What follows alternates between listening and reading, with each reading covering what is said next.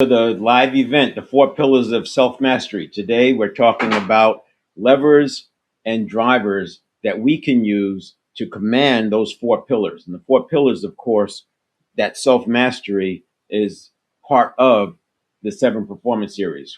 The be, do, have, where we work on the mental, the physical, the spiritual, the emotional, and have full agency in there. So you're not getting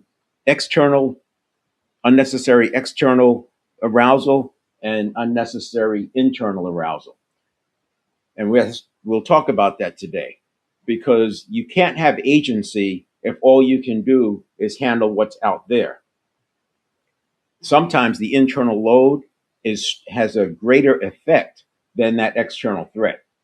And then, of course, after we have the agency, then we focus on the relationship, professional, and financial. Going after the relationship, professional, and financial first before you have mastered the self, you're asking for trouble. This is where you have major problems come up. So we work on the agency first, we get to the relationship, professional, financial, and of course, because we're going after a quest, we're rising, we're going to encounter additional challenges, and that just gives us a chance to upgrade our own agency. So that's what we'll be talking about today. I call it the coherence. I look at it as coherence in step 2. So remember, we had the 7-step reset. Step 1 is your conditioning. We don't rise or fall to our intentions. We rise and fall to the level of our conditioning. So we have to be conditioned in the right way, the development and conditioning. When we get into the leadership series, we talk a lot about development plans. Then step 2 is like your dashboard. It's the check-in. Where am I? Am I regulated or dysregulated? How dysregulated am I? But more importantly, how do I get back to regulation quickly? Because another stimulus is coming, and we want to be in the right state for that stimulus. The third step is the conditioned reaction. So that's the stimulus and the conditioned reaction. So I'll start there, and we'll take a look just as a quick review. So if we have step 1 and we have step 2 and we have step 3. Now 4 is response. 5 is sort of a check-in to make sure we are okay emotionally. If you're not, you have to emotionally modulate. And that's about up to 90 seconds. It's quick. It can be done in a second or two. Number 6, step 6 is action. And the reason we put emotional modulation before action, of course, is we don't want to be acting out of emotion if it's an uncomfortable emotion. Sometimes acting out of emotion makes a lot of sense if it's a positive emotion, enthusiasm, etc. And then we have the 7 is presence, returning back here. So we always want to have a nice calm state. Remember, this is happening thousands of times a day. So it's important to get back to this regulated state. Now, we're going to condition multiple things. Last week, we talked about emotional modulation. We talked about the positivity exercise, which has the effect of reclassifying what that threat is. Remember, when we'll talk about it, I'll show you today in the 7-step, 7 phases of, let's go here.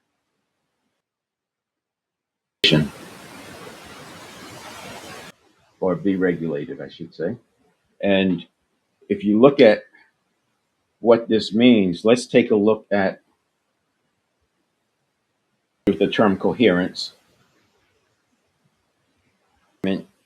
of our mind, our actions, our being. Essentially, we want coherence. When you have dysregulation, you have incoherence. And there's 3 levels here. We'll use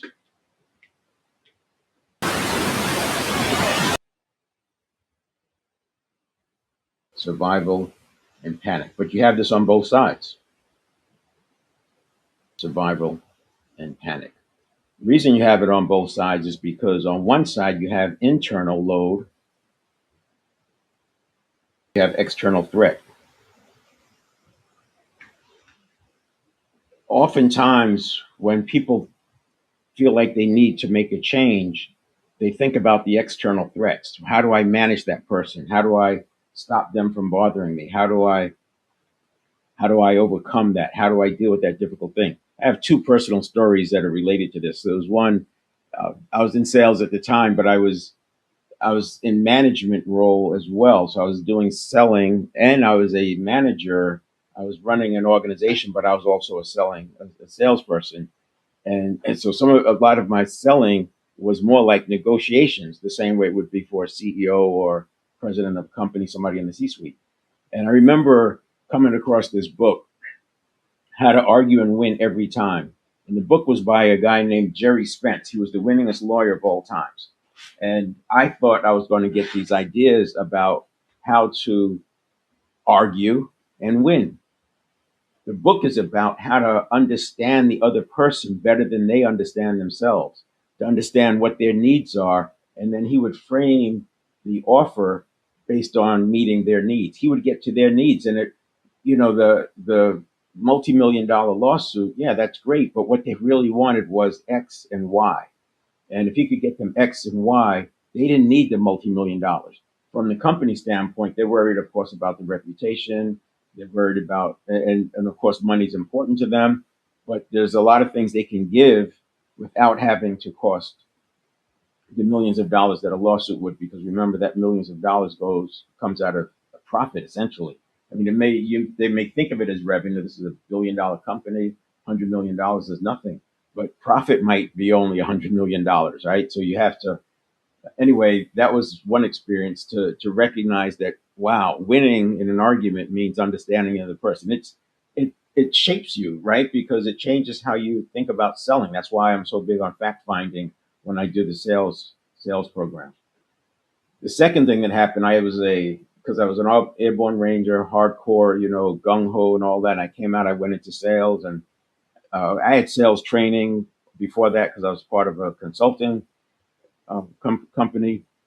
So I had some sales training, and I got promoted to sales management. And I went in there like an army captain. I was an officer, so way too much command for a sales position. And this particular company would put people in that sales manager position for a few years, whereas the salespeople had long careers. Some of them have been there for 30 years. So they've seen potentially 15 of these sales managers come through. So they had their own script, they had their own plans, they had their own ideas, and I wasn't having it, right? I was doing my deal. Anyway, my boss recommended a book, How to Cope with Difficult People, because there was one person in my market and they put me in that market because of my military experience, I guess, but that person was the most difficult salesperson in the territory, but he got great results. So there's this push and pull, which you often have in sales. Some of the people with the highest results can be the hardest to get along with.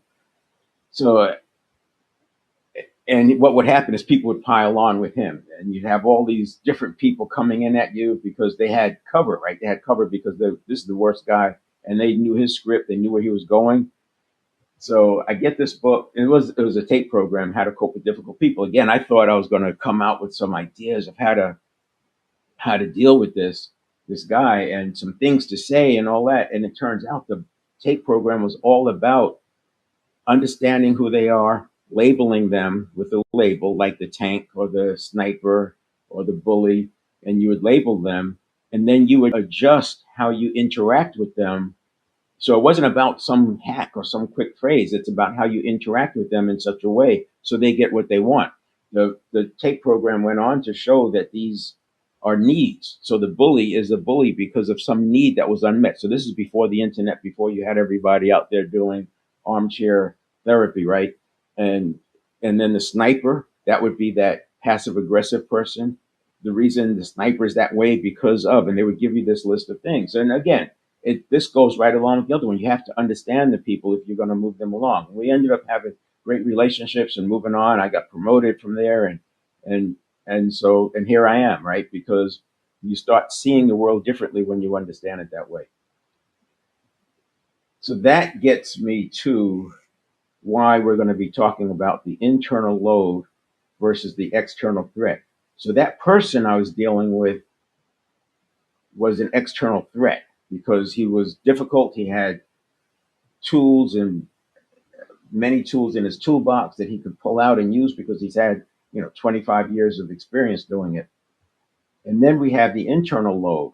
The reason he was that way as a bully is because there was some internal load going on, and that was the way he expressed it. Now I don't want to make the two connected, but I'm pointing out. So when I'm working with somebody, the point I was bringing up is that sometimes people think that really what they want to handle is that guy over there, but what's going on is that guy over there is triggering something in them, and they don't know how to handle it. And that's that internal load. This internal load can very quickly. I see I drew this wrong. This is arousal, and this is panic. So you go from coherence to arousal to survival to panic. Arousal to survival to panic. And you can get a picture of what that looks like. So arousal, you can feel yourself coming up. And this is the chance where you can actually do something about it. If you wait too long,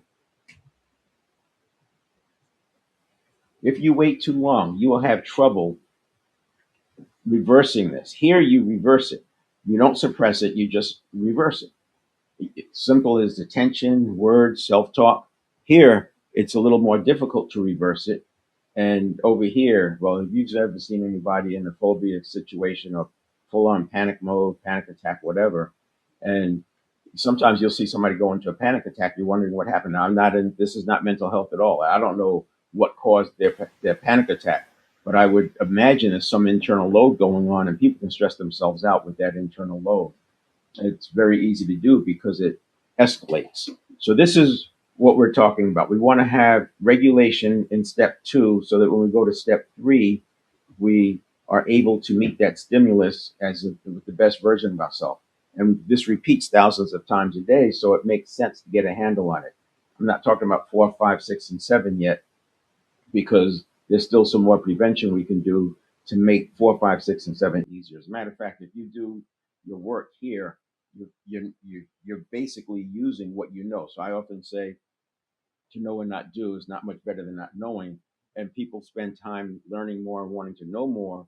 But what we really want to do is build our habits. But when you get this part right, you're able to access more of what you know, because when we're under stress, our options narrow, our field of vision narrows.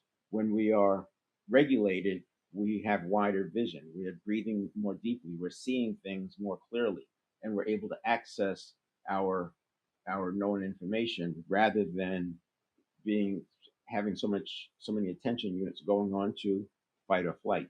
This is what I mean when I say instead of fight or flight, we want focus and engage.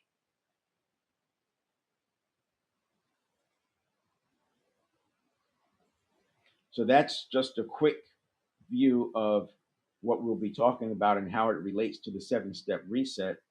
And well, I'll show you some slides that we've covered before. I'll go through them quickly.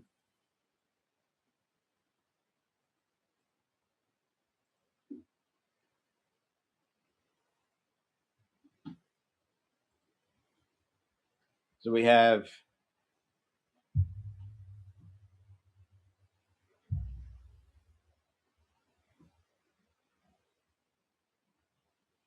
levers and actions to command the 4 pillars. The 4 pillars, knowledge is the first one, and I spent a little time just getting us on the same page knowledge-wise. And I look at it as common language.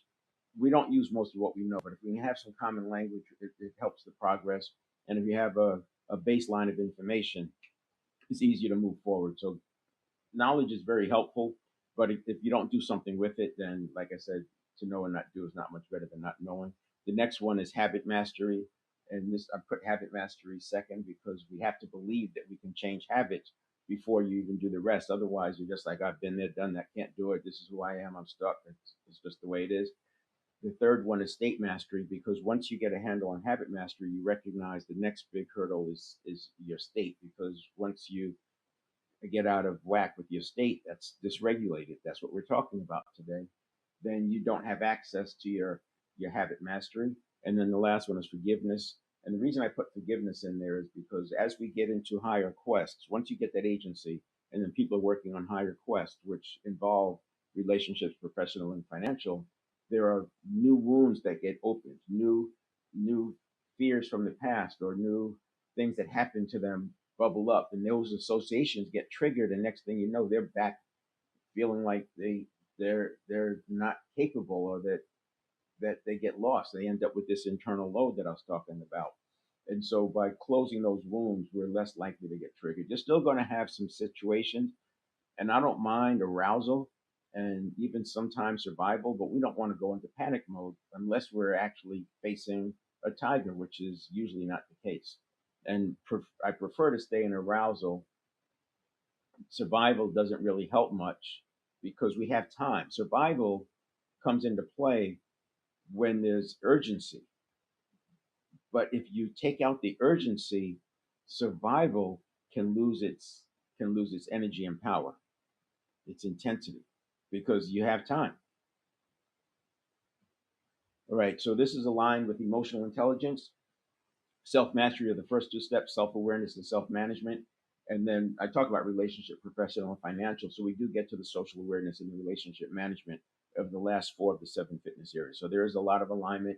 This is under dynamic leadership, and self mastery is foundational to dynamic leadership. You can't, in my opinion, do a good job with dynamic leadership if you are easily triggered, because you're not going to be reading the room and you're not going to be showing up as the best version of yourself. So again, I talk about thousands of times a day. We go through this pre-stimulus, conditioned reaction, response. That's seven, return to present, and we do it again. What are we conditioned? Where's that conditioning? Our regulation, conditioned reaction. We don't know what stimulus is going to come, but we know that we have to prevail. And we're always going to be at that best possible state because we're regulating ourselves. And this is what happens when you're not regulated. So you skip out steps 1 and 2, and you skip out 4 to 7. And this, you just stack. You go from stimulus to reaction, and that reaction becomes the next cue. Stimulus, reaction, that reaction becomes the next cue or stimulus. And so you just cue, reaction, cue, reaction, cue, reaction. And they're happening so fast. If you've watched somebody being triggered, you've seen videos, Karen videos, etc., and you can see the person just, it's not rational. They're just spiraling up. That's internal load coming in because the external threat is not really changing. Maybe the person broke some rule in a homeowners association. One rule was broken. It's not like they're breaking a rule and somebody else is breaking a rule. Somebody else is one rule, one person. But they start scaling up because the internal load is stacking on them. They're not able to get back to presence because they're seeing it as a threat. They've left arousal. They're now in survival mode and they're heading towards panic. So there you go. And this is, we have to stop this. And again, you don't stop it with suppressing it. You stop it with understanding what's going on and catching it early and getting back to coherence or regulation. So now you have your 7 steps. So I mentioned the 4 is response, 5 is emotional modulation, step 6 is action, and step 7 is return to presence.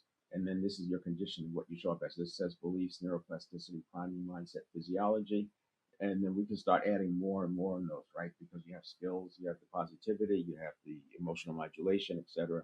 And then over here you have your step 2. So state of being, what's your mental state, physical state, emotional state? And then what's your self-image like? What's your self-talk? That's a good way of looking at it as a dashboard. You can use your self-talk as a dashboard to see how regulated you are. So this is the 7 phases of the 1-second model.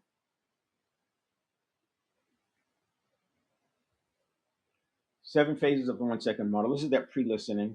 So the brain is always predicting what's going on. You walk into a room, it's predicting what's going on. Somebody comes in, shows up. You see a phone call come in.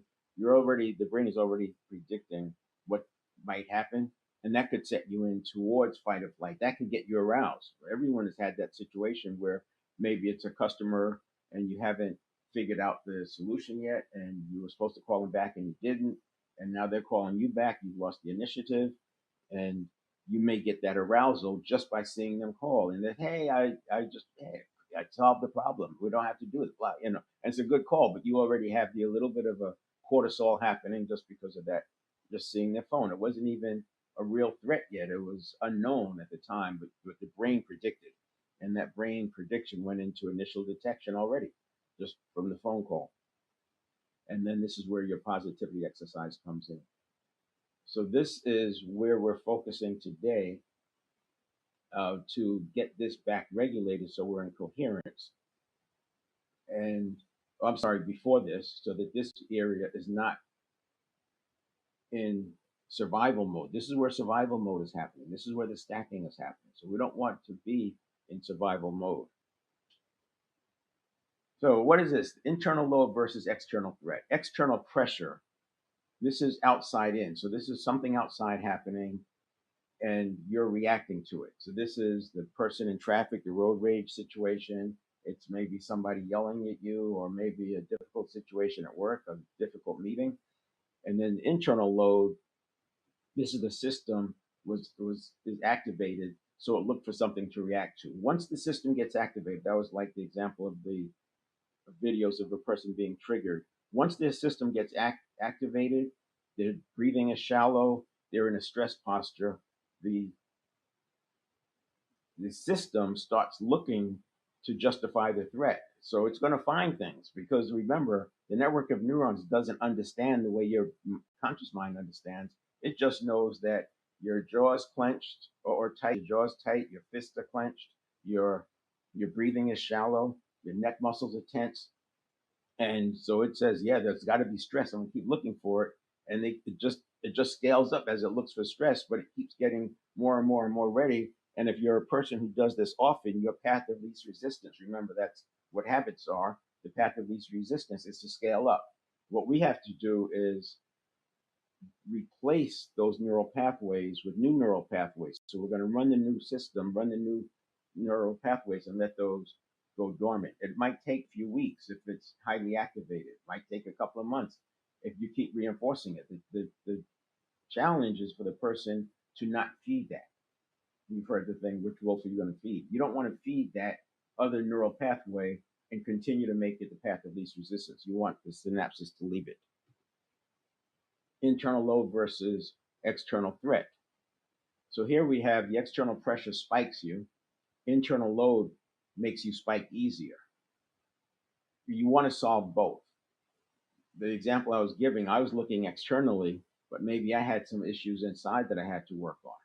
You work on this is why I like to do the inner work first, but you have to do them together, because as you do the inner work, you then have to face more difficult external threats. And as you face more external pressure, you'll notice that you have more internal load that has to be dealt with. When internal load is high, your mind catastrophizes to justify the tension. Decisions start feeling like emergencies. So that can get to the point where you have to make a decision, A or B, and we're talking about something simple, whether or not you're going to have the meeting on the first week of the month or the second week of the month. So that's really a simple decision. The prices are the same and all that. But what could be happening is, if you do it on the first week of the month, this person gets upset because they're not available, or they have to break a vacation. I'll say it that way. They have to change their vacation. If you do it on the second week, this person gets upset because they have to change their vacation. Now you have two people. There's an upset person on both sides, and that could look like that could send somebody into a survival mode, internal load, and where you scale up. When the reality is, there's only one person who's going to be upset, not two. So let's not load it with two people being upset, because that'll catastrophize and one adds to the other. The other thing is the sooner you can take action, the sooner you're going to be out of stress, because one of those people may not even have wanted to go on vacation. Maybe they were looking for an excuse. You don't know. You don't know what's going to happen.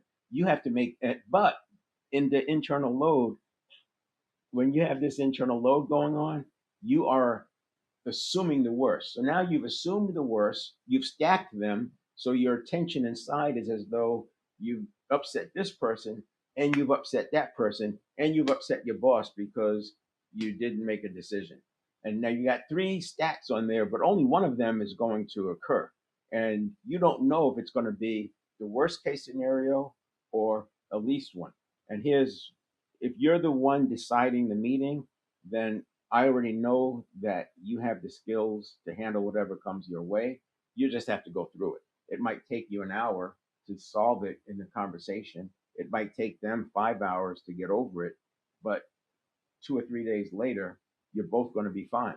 So you don't want to catastrophize any more than a little bit because, in fact, why catastrophize at all? So that's important to understand. And here's the other problem with, or the other problem gets pointed out here. External pressure is clear where the pressure and the threat is coming from. So in this same, keeping the same example, when you make the decision,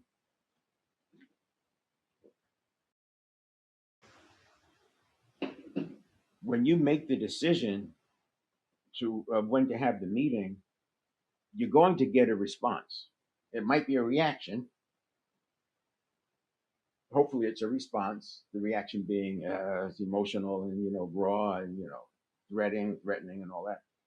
But you're going to get a reaction or a response, and then you get to make a response. So you don't know the worst case scenario, and because you are capable, however you respond will probably start to diffuse the other side long before the worst case scenario shows up. Remember, the subconscious will run off and come up with the worst case scenario for your entire life. Next thing you know, you're held up behind the building and they're beating you up because you didn't have this. That's what it looks like when a person is panicking. They're treating it that way. Then you have the agency. Agency is the capacity to choose state, meaning, and action under pressure. You've heard me say that you want to have self mastery, you want to have habit mastery, even when there's chaos all around you. No matter what's going on, we want to have that capacity to choose our state, meaning, and action under pressure, and then, of course, execute on the habit. So that would be the other part of it. People forget this part of it. They forget that agency starts with managing my internal state. And you can't just have agency on a good day of a good week. You have to be able to have agency on a bad day of a bad week and show up as the best version of yourself. This is why I used the model of special ops soldiers when I developed this, because I wanted to be able to achieve the results at that level. Now, they do a specific kind of training, and a lot of it involves physical, but I'm doing it with a combination of understanding and then trials, or I should say, iterative. We want to keep putting the people out there in those situations and having them get practice at regulating, because that's all it is. It's the practice of regulating and turning it into a habit, and then your automaticity is doing what you need it to do instead of what you learned to do from 8-0 to 7. The moment a person can say, this is internal load, this is activation, not danger, I'm escalating myself, I'm going to regulate first. Once they can see that and they recognize, oh, this is an internal load, they can start slowing down. Remember, we talked about breathing. Breathing is your best friend when it comes to any kind of state management. If your focus is narrowing down, or you're starting to feel that arousal or survival coming, breathing. Breathe in and a longer exhale. And as you exhale, move your shoulders down, drop your shoulders, let the tension flow out of your neck. You can't make yourself relax, but you can drop. You can just let go. As you breathe out, let go. Take another one. Slow breath. Just relax. And remember, the cycling that's going on is happening at rapid speed. 11 million bits per second is the escalation. That breath I just demonstrated is probably 1 or 2 seconds, probably, yeah, 2 seconds. That has probably stopped some of the cascading already. You take a second breath, and now you're it's like getting your foot in the door, and now you have to just keep moving and opening the door without looking at the threats. By the way, in that scenario, worry is like negative goal setting. See, worry is part of what creates the catastrophization, because in order to worry, you have to think about what you don't want. And when you think about what you don't want, you're making a picture of it. You make a picture of what you don't want, and now you have two pictures of what you don't want. You don't want person A to be angry because they have to change their vacation. You don't want person B to be angry because they have to change their vacation, even though only one of those is going to happen. And you don't even know if they'll be angry, right? They may not even care. In fact, there may be a lot of times, bad news turns into good results. And so you don't know what's going to happen. And then you're also probably stacking your boss that is going to be unhappy if you don't make this decision soon. So now you got three things stacked, and it's it's really easily solved by taking action and then seeing what comes next. So By getting this is internal load. It's activation, not danger. I'm escalating myself. Once you can relax and you slow that down, you unstack them, and that's where I would recommend just pulling out a pad and you write, you draw that two-axis diagram and say, what am I concerned about? You know, intensity versus duration, or intensity versus probability, right? Maybe on that one. What's the probability of them being angry? And that's going to be 1 to 10. Okay, the probability of them being angry is maybe a 6 because they go on vacation a lot and it's not a big deal. And the intensity is probably low because they're not a very intense person. So you just now took that and put it into something that can make sense, that you can manage and talk about it. The next one,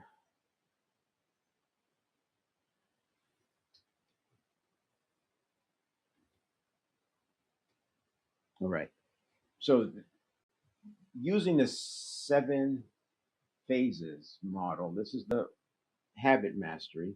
The threat calibration comes early: pre-listening, initial detection, rapid appraisal. This controls the amplitude and frequency of your of your threat, or the whether it's going to be arousal or survival. It's the amplitude of it and how often this happens.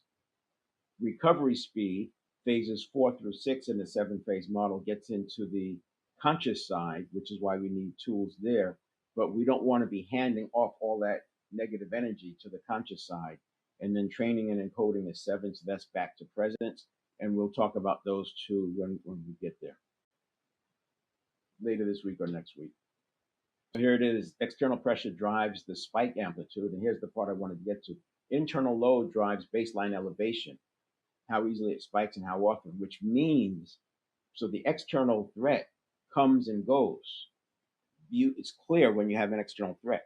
When you have internal load and it's unclear, it could exist. You could go to bed and wake up and you still have that same internal load, and now you stack some more on it.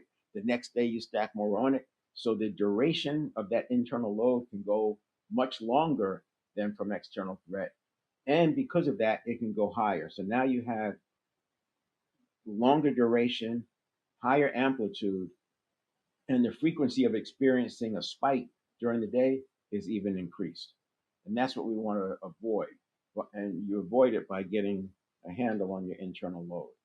So one of the things we can do here is transformational vocabulary. Transformational vocabulary, it's a way to start with language. So while we can't really communicate directly to the subconscious, there are ways to do it. But remember, words are associations, and as I use words, they trigger feelings, emotions, memories, and things like that. So we don't want to use words that have the ability to trigger us. So some people might say, "I'm so angry," and they use that for everything.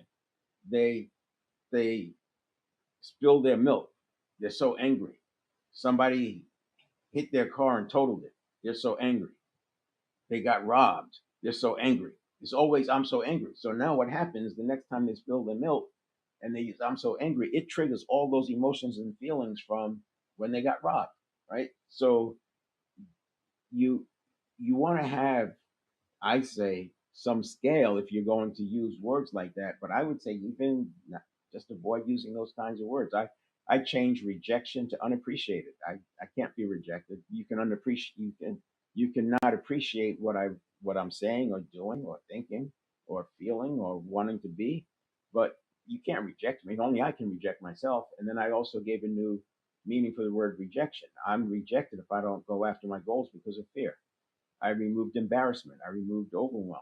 Those were words that didn't serve me. So why am I going to have them in my vocabulary? So I will never describe myself as overwhelmed. I change it to time to chunk up. And that's a reference to we can hold 7 to 9 chunks of information in our mind at one time. So rather than get overwhelmed, you just add another chunk or rechunk, I should say. So you go from using 8 or 9 chunks, you reduce it, you group them and use 4 chunks. So I'd say, yeah, time to rechunk. And that's what I would have used in I replaced the word embarrassment with amusing. So you're going from threat language to performance language, identity language to task language. You get the idea. Catastrophe language to constraint language, reactive language to choice language.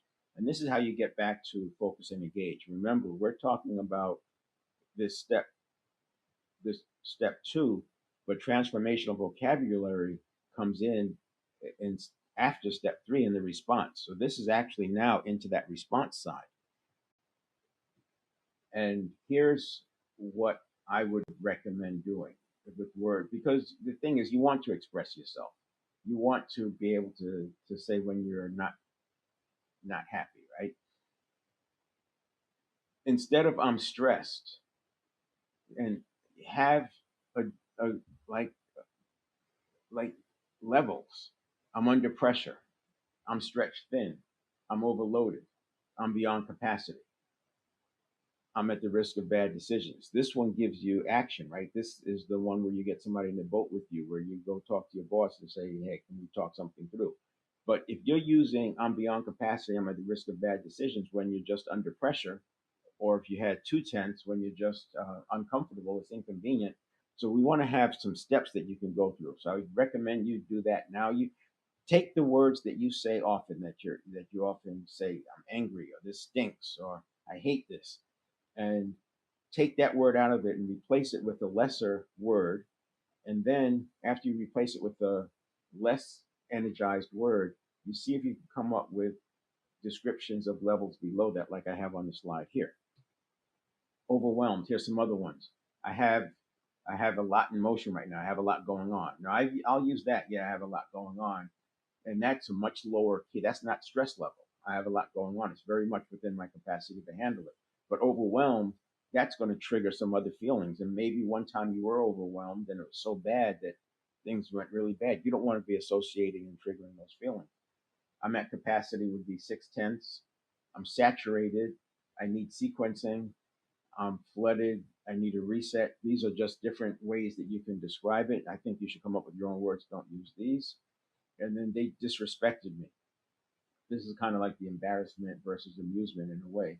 That didn't land well. That felt dismissive. That hit a boundary for me. And that's a relationship rupture. So if you do public speaking, you understand the need to be able to describe audience responses, because you can have everything. I mean, imagine what comedians go through. And that's what whenever I'm like down on myself for how I handled the situation or how I'm not recovering, I think about comedians and politicians. Well, these guys, at any given time, half the room doesn't like them. So if they can handle it, certainly I can handle it. And so that's the transformational vocabulary, and it's going to help you with your state management. And this is what I wanted to get back to here.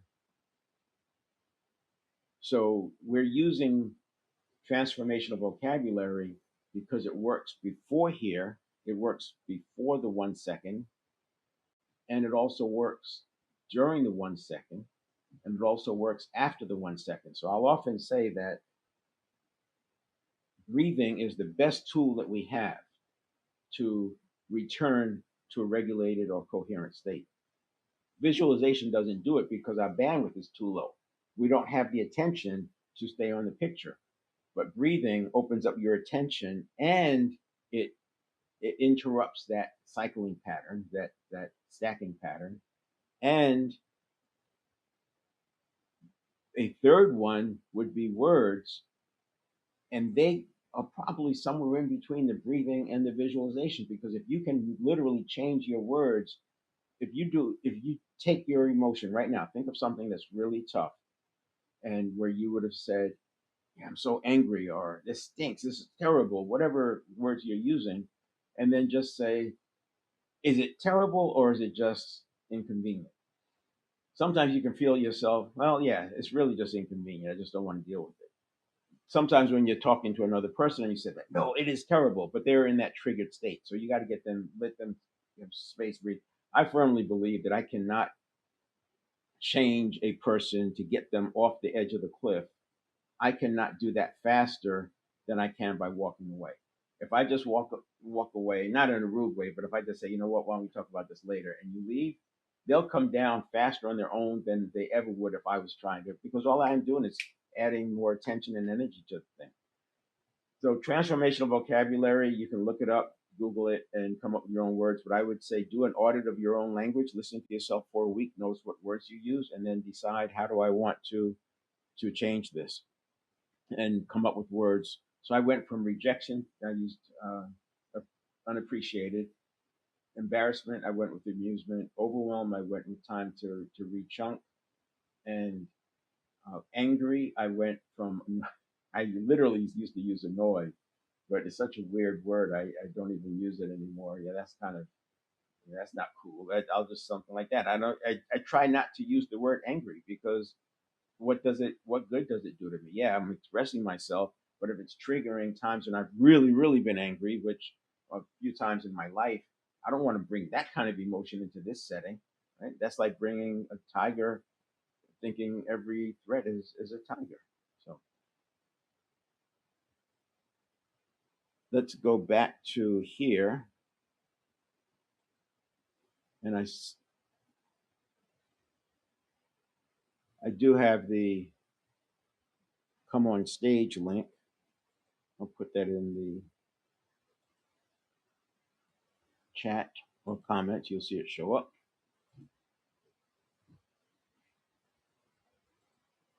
So this is the link. It's better to just get it out of the comments, but if you can't see it in the comments, that's it right there. And that link is the same each time. So if you want to come on, just click that link or enter it, enter it directly, and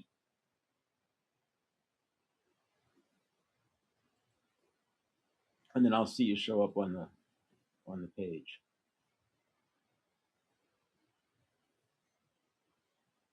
Tomorrow I will pick up a little more on internal load and start moving into the response, start moving into after that handoff, because I want to talk about how we can structure the handoff from the network of neurons to the conscious mind. We don't have to take the reaction, the recommended reaction. We can do something different. But not only that, we can use the way the system is designed to give us a better recommendation so it's something that's productive for us. All right, I'm going to close this down. I will see you tomorrow. I'll come back on at 7 o'clock tomorrow, same channels.